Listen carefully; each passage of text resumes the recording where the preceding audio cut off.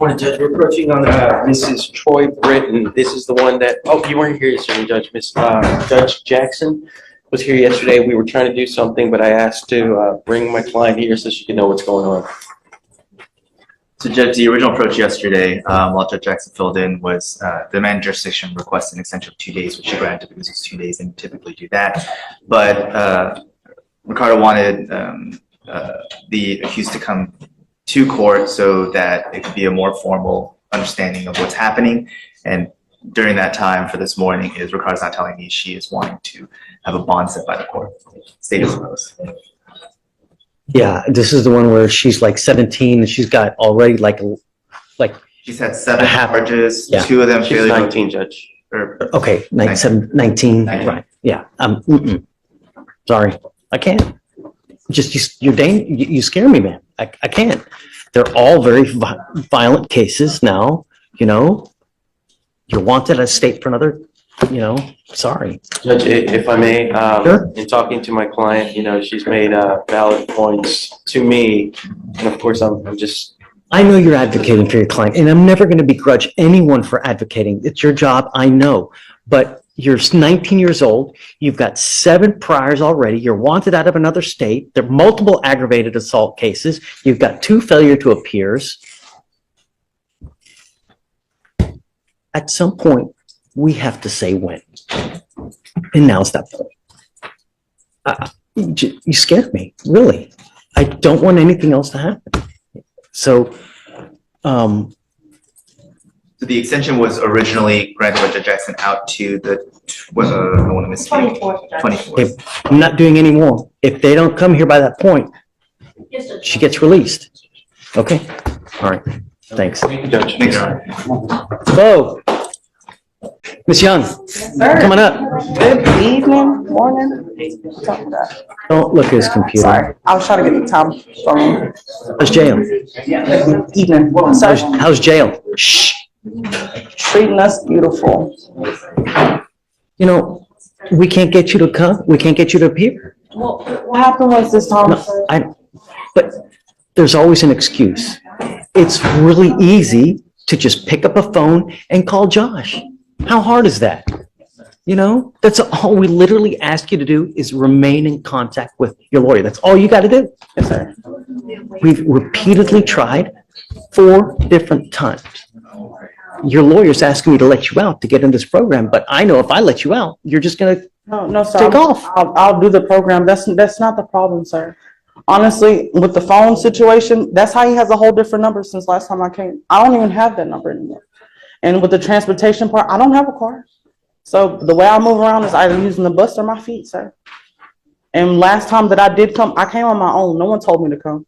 No one called me. I knew I ended up missing it, and I came. Unless you're wearing orange. That's the only time we see you. No, sir. I turned myself in. I came in myself after I missed my court date, and I came in by myself. When? I can't give you a date, but if you look on there, I sat here and waited till everybody even left. Okay.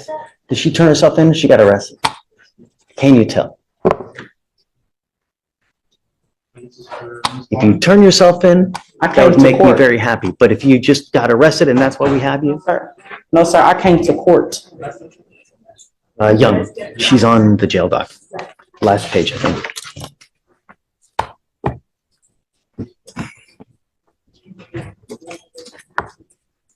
Fool me once, shame on you. Now this exchange becomes a credibility battle. The defendant says she came back voluntarily after missing court. The judge wants proof because in court, intent matters, but documentation matters more. Did she truly turn herself in? Or was she simply arrested? That distinction can seriously affect how the court views future release decisions. And you can feel the frustration building, missed calls, missed appearances, repeated chances. When trust has already been damaged, every explanation faces extra scrutiny. So who's right here? Someone struggling with real obstacles, or a judge seeing the same cycle repeat? I've been here since. Where did you come to? Sir? Where did you go to? Did you turn yourself in the jail? Is that what you're saying? Sir, I went to the Franklin Street, if I'm not mistaken, Franklin, 1200 Franklin, where all the court is at. Well, I was supposed to go the first time. 1200 Franklin, if I'm not mistaken. It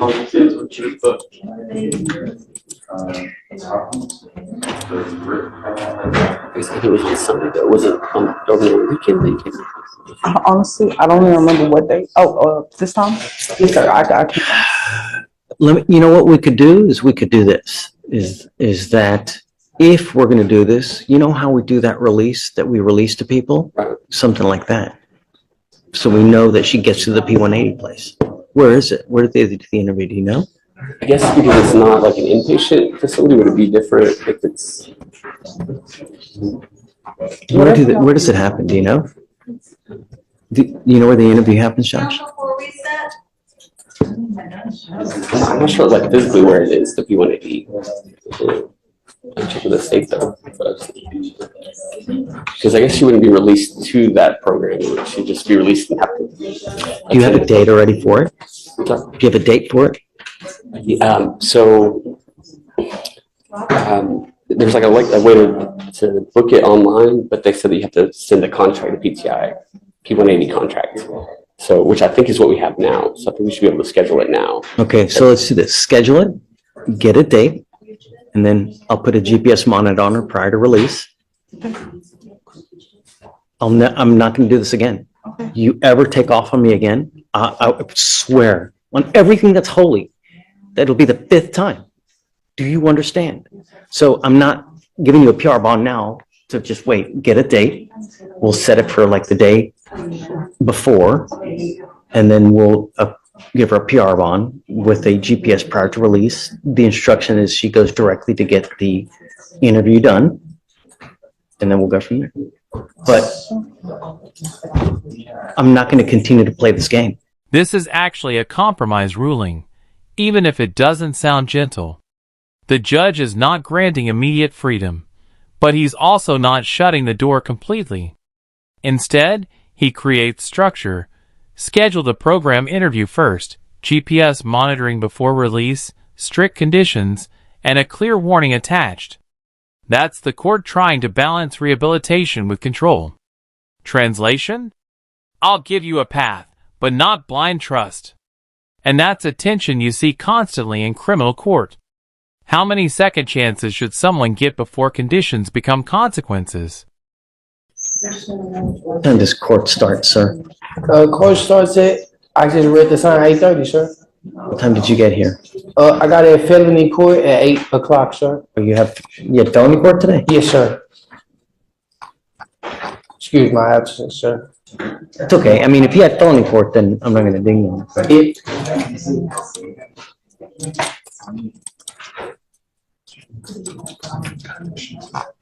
Or 183 Judge Lane or something like that. Just been appointed January 1st. So the one that's in 13 is getting transferred here? You've now picked up your 3rd case. Yes, sir. You were not, don't say anything. You're charged with possession of marijuana again. We're going to do probable cause. You have the right to remain silent. Anything you say can or will be used against you. You have the right to have an attorney present. If you cannot afford one, one will be appointed to you, sir. All right. Your Honor, which possession case are we doing PC on, the one ending in 562 or the 96? Let's do, 562. And then we'll do the other one right after. Okay. On January 6, 2025, the officer conducted a traffic stop on the 3100 block of West Little York Road for the defendant's vehicle having a defective passenger tail light. And the officer made contact with the defendant, the driver, with a passenger. The defendant gave permission for the officer to search the vehicle. And the officer observed a clear bag of green leafy substance, which emitted an odor of marijuana, between the passenger seat and the center console. The defendant admitted the bag was his, and the substance was known to be marijuana based on training experience. The weight was 50.4 grams or 1.77 ounces. You have the license. You say he was the driver? He was the driver, and the car had a defective passenger taillight. Can you tell me if there's a valid license, please? It's eligible, Your Honor. Now let's do it on the new case, please. Yes, Judge. So on January 10th, 2025, the officer stopped the vehicle for a defective stop lamp. The officer made contact with the driver And while trying to confirm the vehicle VIN from the front windshield, it was blocked with a white card. So he asked the driver if he could open the driver door to confirm the VIN number. And the defendant, the driver, agreed. And while the door was open, the officer saw a small bag of marijuana in the driver door compartment. The officer detained the defendant, and the weight of the marijuana was 0.289 ounces and was known to be marijuana based on training experience. Stops today, Mr. Martin. I will test you 45 days from today.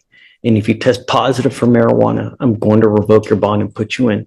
Do you understand? Yes, sir. No more smoking marijuana. I'm making it a condition of your bond.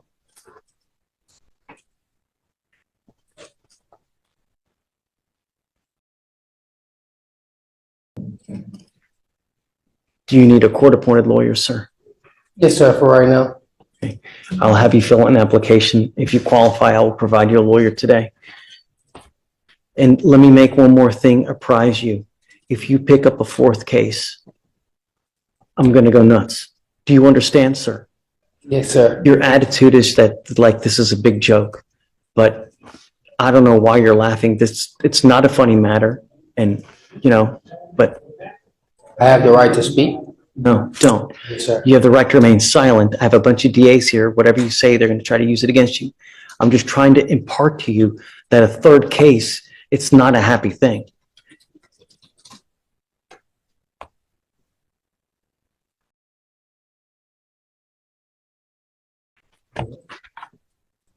Good morning, Mr. Chapel. You have a lawyer today. Sir, Do you have a lawyer today? I can't get caught up on those. I'll have you fill out an application. I'll see whether you qualify and we'll go from there. Okay?